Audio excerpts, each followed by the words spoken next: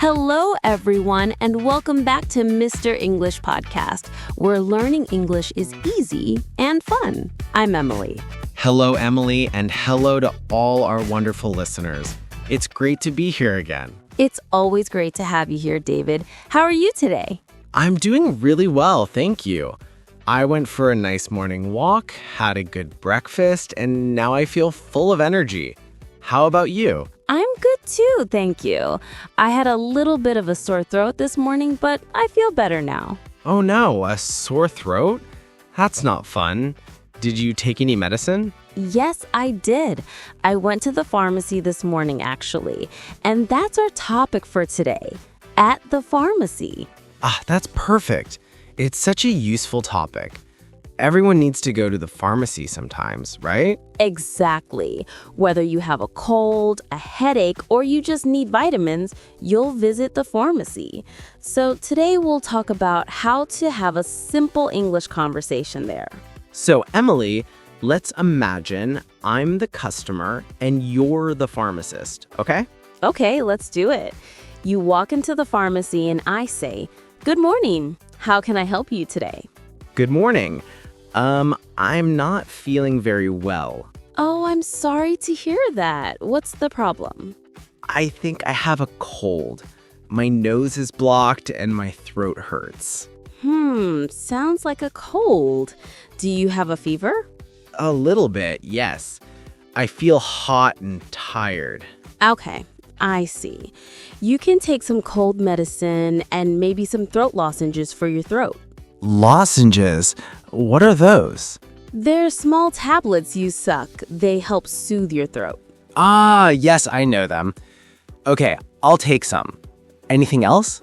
You should also drink lots of water and rest. Maybe take some vitamin C too. Okay, thank you very much. How much is that? That's $10, please. Here you go. Thank you. You're welcome. Get well soon. That's a really helpful conversation. When you go to a pharmacy in an English-speaking country, you can use those exact sentences. Less. Simple, polite, and clear. And notice the question, how can I help you today? That's something you always hear at a pharmacy. Right. And sometimes the pharmacist will ask, do you have any allergies? That means, are you allergic to any medicine? Good point. That's an important question. You should always tell them if you're allergic to something like penicillin or aspirin. Exactly. And sometimes you might not need a prescription. That means a paper from the doctor. You can just buy over-the-counter medicine. Yes. Over-the-counter means medicine you can buy without a doctor's note, like for a cold or a headache. But for stronger medicine, like antibiotics, you always need a prescription. That's right. Safety first. Let's teach our listeners some useful words they might hear or say at the pharmacy. Okay, I'll start. Headache, pain in your head. Good one. Next, cough syrup, a sweet liquid medicine you drink when you have a cough. Right. How about bandage? You use it to cover a small wound or cut. And painkillers, medicine for pain like aspirin or ibuprofen. And vitamins, small tablets that help you stay healthy. And prescription, a written order from a doctor for special medicine. And a pharmacist, the person who works in the pharmacy and gives you medicine. Perfect. And one more phrase that's super useful.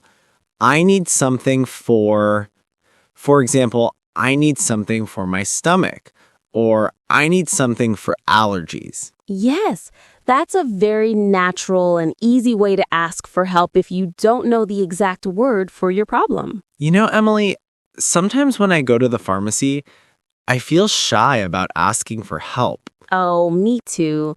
But pharmacists are very kind. Their job is to help people feel better, so don't be afraid to ask. Exactly. You can say, "Excuse me, can you recommend something for?"